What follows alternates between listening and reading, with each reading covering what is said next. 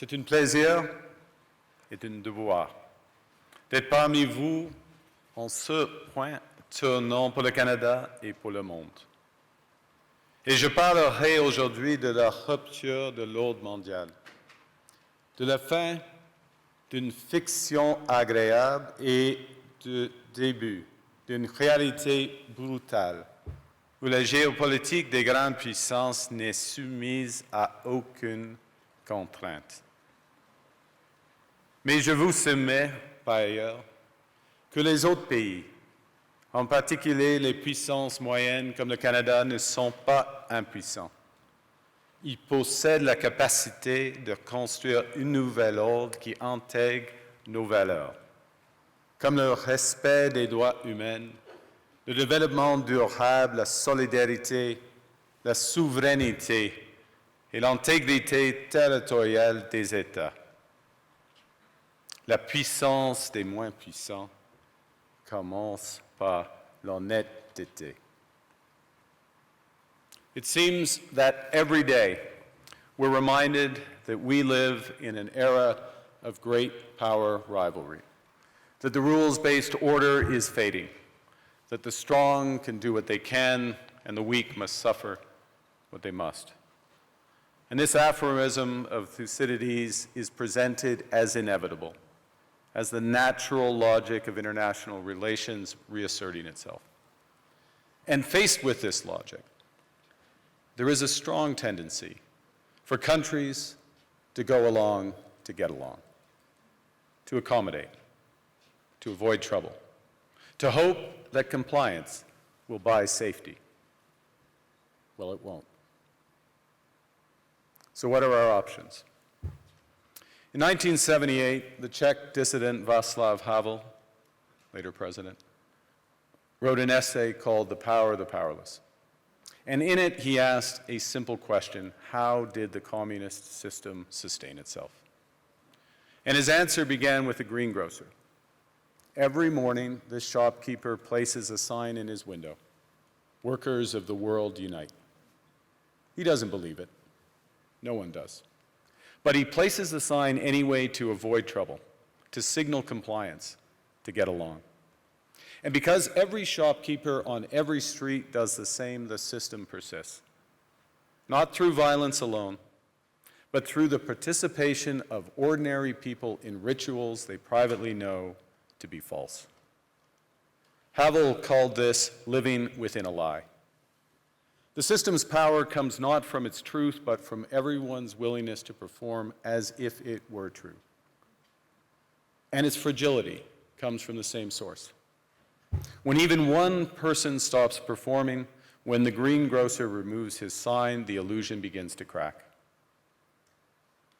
Friends, it is time for companies and countries to take their signs down. For decades,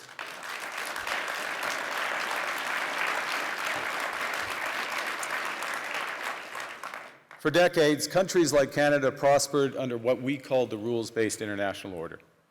We joined its institutions, we praised its principles, we benefited from its predictability. And because of that, we could pursue values-based foreign policies under its protection. We knew the story of the international rules-based order was partially false, that the strongest would exempt themselves when convenient, that trade rules were enforced asymmetrically. And we knew that international law applied with varying rigor depending on the identity of the accused or the victim. This fiction was useful. And American hegemony in particular helped provide public goods, open sea lanes, a stable financial system, collective security, and support for frameworks for resolving disputes. So we placed the sign in the window. We participated in the rituals, and we largely avoided calling out the gaps between rhetoric and reality. This bargain no longer works. Let me be direct. We are in the midst of a rupture, not a transition. Over the past 2 decades, a series of crises in finance, health, energy, and geopolitics have laid bare the risks of extreme global integration.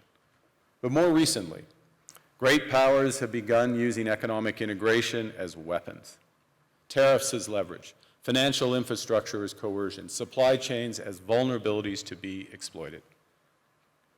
You cannot live within the lie of mutual benefit through integration when integration becomes the source of your subordination. The multilateral institutions on which the middle powers have relied, the WTO, the UN, the COP, the architecture, the very architecture of collective problem solving are under threat. And as a result, many countries are drawing the same conclusions, that they must develop greater strategic autonomy in energy, food, critical minerals, in finance, and supply chains. And this impulse is understandable. A country that can't feed itself, fuel itself, or defend itself has few options. When the rules no longer protect you, you must protect yourself. But let's be clear-eyed about where this leads. A world of fortresses will be poorer, more fragile, and less sustainable. And there's another truth. If great powers abandon even the pretense of rules and values for the unhindered pursuit of their power and interests, the gains from transactionalism will become harder to replicate. Hegemons cannot continually monetize their relationships. Allies will diversify to hedge against uncertainty. They'll buy insurance, increase options, in order to rebuild sovereignty. Sovereignty that was once grounded in rules but will increasingly be anchored in the ability to withstand pressure. This room knows this is classic risk management. Risk management comes at a price. But that cost of strategic autonomy, of sovereignty, can also be shared. Collective investments in resilience are cheaper than everyone building their own fortresses. Shared standards reduce fragmentations. Complementarities are positive sum. And the question for middle powers like Canada is not whether to adapt to the new reality, we must. The question is whether we adapt by simply building higher walls or whether we can do something more ambitious. Now, Canada was amongst the first to hear the wake-up call, leading us to fundamentally shift our strategic posture. Canadians know that our old, comfortable assumptions that our geography and alliance memberships automatically conferred prosperity and security, that assumption is no longer valid. And our new approach rests on what Alexander Stubb, the President of Finland, has termed value-based realism. Or to put another way, we aim to be both principled and pragmatic. Principled in our commitment to fundamental values, sovereignty, territorial integrity, the prohibition of the use of force except when consistent with the UN Charter, and respect for human rights. And pragmatic in recognizing that progress is often incremental, that interests diverge, that not every partner will share all of our values.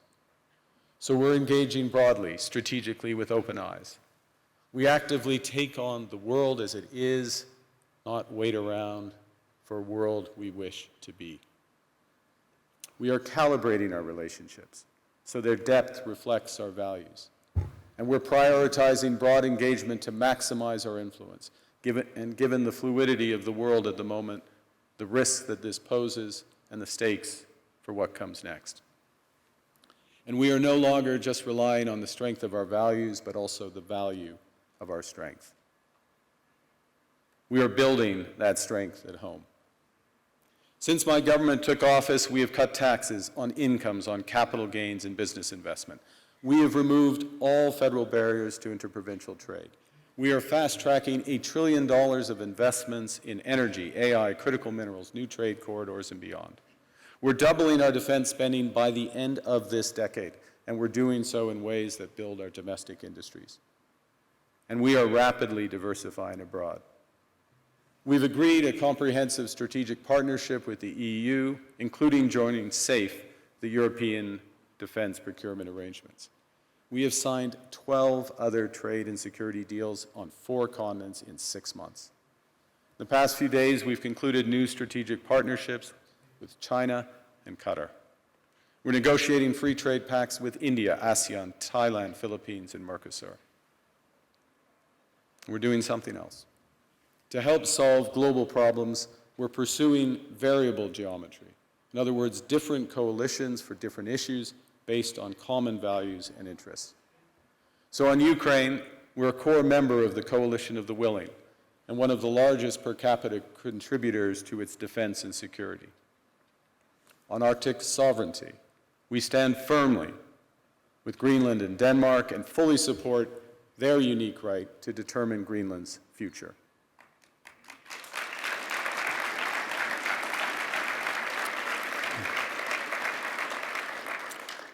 Our commitment to NATO's Article 5 is unwavering.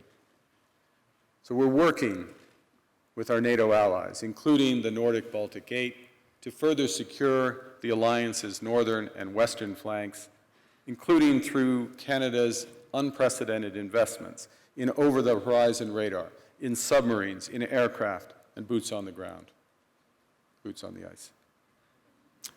Canada strongly opposes tariffs over Greenland and calls for focused talks to achieve our shared objectives of security and prosperity in the Arctic. On plurilateral trade, we're championing efforts to build a bridge between the Trans-Pacific Partnership and the European Union, which would create a new trading bloc of 1.5 billion people. On critical minerals, we're forming buyers' clubs anchored in the G7 so that the world can diversify away from concentrated supply. And on AI, we're cooperating with like-minded democracies to ensure that we won't ultimately be forced to choose between hegemons and hyperscalers. This is not naive multilateralism, nor is it relying on their institutions.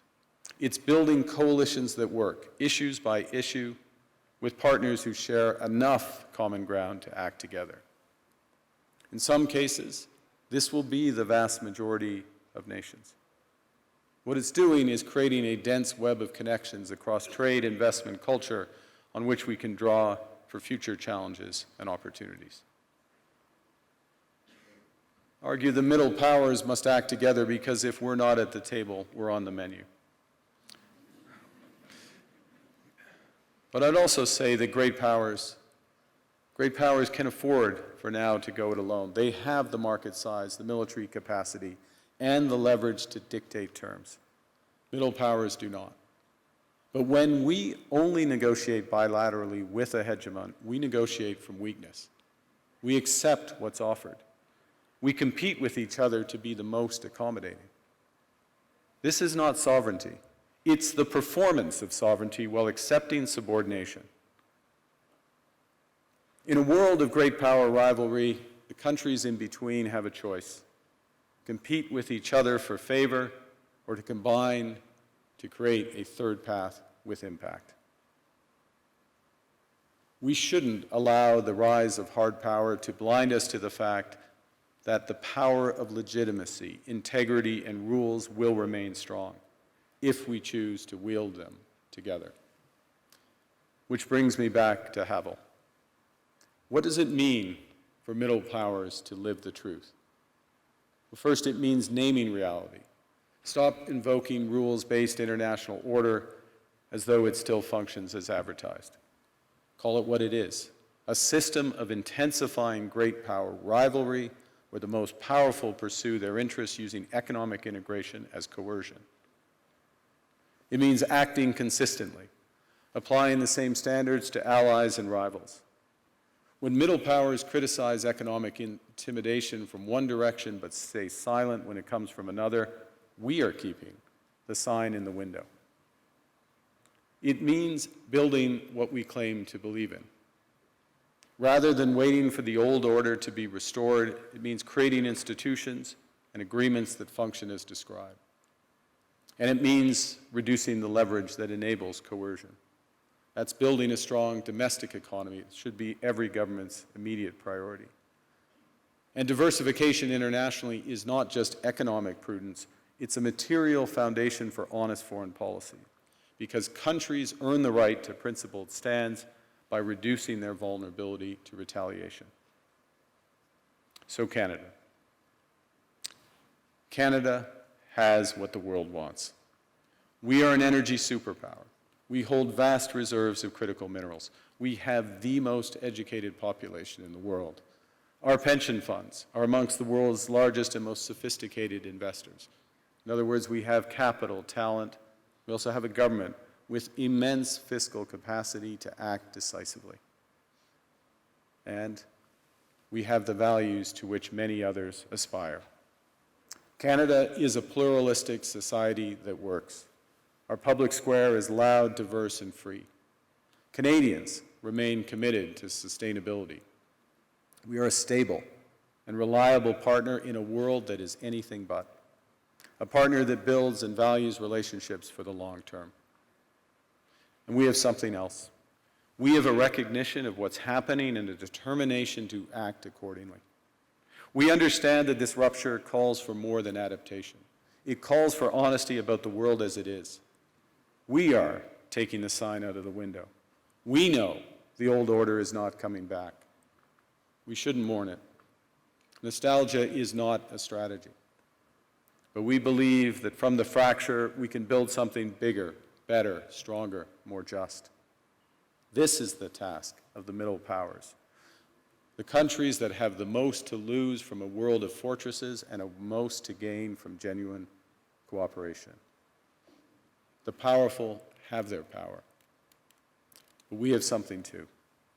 The capacity to stop pretending, to name reality, to build our strength at home, and to act together. That is Canada's path. We choose it openly and confidently, and it is a path wide open to any country willing to take it with us. Thank you very much.